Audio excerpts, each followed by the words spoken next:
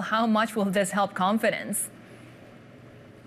Yeah, that's really the big question, Sherry, because we have seen Adani stocks really whipsawed by that MSCI report at the end of last week that really sort of brought down some of those moves that we had seen higher toward the start of last week instead. But the big question here is really around the company's plans to manage its finances in the months ahead. And we do understand from sources that there are some big changes to its revenue growth target, as you just said, and its Capex plan. So what we're talking about now is revenue growth.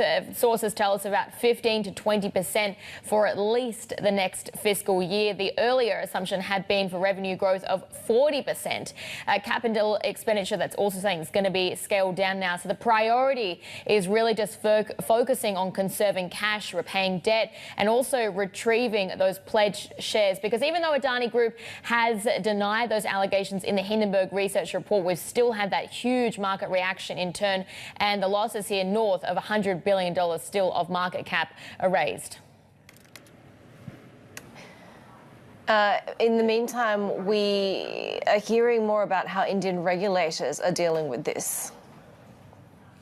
Yeah, that's right. So the Indian government has been pretty quiet so far in terms of addressing this issue, but they have deferred a few times to regulators. And the latest one on this came from the finance ministry or minister at the weekend, because she was basically asked questions about Adani Group and then told that regulators really, they are on their toes here and they are fairly seized on the matter. So she didn't really want to comment on the government's possible response to Indian courts on the Adani issue either, because the Supreme Court has asked the market regulator to prepare a brief report detailing the existing regulatory framework. They also want to put in place a mechanism to protect investors from this sort of thing happening again, Heidi.